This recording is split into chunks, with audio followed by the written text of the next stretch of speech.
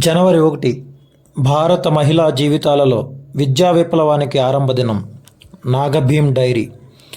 జనవరి 1 అనేది కేవలం కొత్త సంవత్సర ఆరంభాన్ని సూచించే తేదీ మాత్రమే కాదు, భారతదేశ మహిళల జీవితాల్లో శతాబ్దాలుగా కొనసాగిన అజ్ఞానం, బానిసత్వం, వివక్షలకు వ్యతిరేకంగా విద్య అనే ఆయుధంతో మొదలైన ఒక మహత్తర విప్లవానికి పునాది పడిన చారిత్రక రోజు. 1848వ సంవత్సరం జనవరి 1వ తేదీన మహారాష్ట్ర రాష్ట్రంలోని పూణే నగరంలో మహాత్మా జ్యోతిరావు పూలే గారి సహకారంతో సావిత్రిబాయి పూలే గారు భారతదేశంలోనే మొట్టమొదటి బాలికల పాఠశాలను ప్రారంభించారు. ఆ కాలంలో మహిళలకు చదువుకునే హక్కే లేదు. ఆడపిల్లల జీవితం ఇంటి పనులు, వంటగది, కుటుంబ సేవలకే పరిమితమై ఉండేది. మహిళలు చదువుకుంటే వారు అవివేకులు అవుతారని, కుటుంబ వ్యవస్థ నాశనం అవుతుందని, సమాజపు నియమాలు చెడిపోతాయని నమ్మే మూఢాచారాలు అప్పటి సమాజాన్ని పాలించాయి.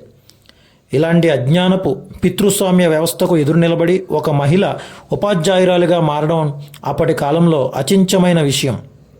సావిత్రిబాయి పూలే గారు పుస్తకాలు చేతపట్టి పాఠశాలకు వెళ్ళే ప్రతిరోజు అవమానాలు, దూషణలు, రాళ్ల దాడులు ఎదుర్కొన్నారు. అయినప్పటికీ ఆమె వెనుకడుగు వేయలేదు. ఎందుకంటే ఆమెకు స్పష్టంగా తెలుసు, ఒక మహిళ చదువుకుంటే కేవలం ఆమె జీవితం మాత్రమే కాదు, ఒక తరం భవిష్యత్తు మారుతుందని.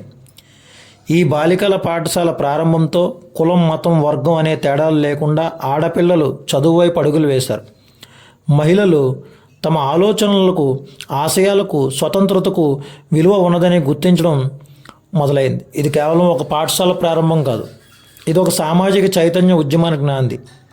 సావిత్రిబాయి పూలే గారు కేవలం ఉపాధ్యాయురాలు మాత్రమే కాదు, ఆమె మహిళా హక్కుల కోసం పోరాడిన సామాజిక విప్లవకారిణి. బాల్య వివాహాల వ్యతిరేక ఉద్యమంలో, విధవల పునర్వివాహం మరియు గౌరవ జీవనం కోసం, అణగారిన వర్గాల విద్యా హక్కుల కోసం ఆమె నిరంతరం కృషి చేశారు. ఈరోజు చదువుకుంటున్న ప్రతి ఆడపిల్ల, స్వతంత్రంగా ఆలోచిస్తున్న ప్రతి మహిళ, సమాజంలో తన స్థానాన్ని సాధించుకుంటున్న ప్రతి కుమార్తె ఆ మహాతల్లికి రుణపడి ఉంది. సావిత్రిబాయి పూలే గారు వెలిగించిన విద్యా దీపం నేటికి కోట్లాది మహిళల జీవితాలకు వెలుగు చూపుతుంది. బాలికల పాఠశాల ప్రారంభ దినోత్సవం సందర్భంగా సావిత్రిబాయి పూలే గారిని, మహాత్మా జ్యోతిరావు పూలే గారిని కృతజ్ఞతతో, గౌరవంతో స్మరించుకోవడం మనందరి బాధ్యత. విద్యనే విముక్తికి మార్గమని వారు చూపించిన దారిని కొనసాగించడమే వారికి నిజమైన నివాళి. జై పూలే, జై భీమ్, జై భారత్.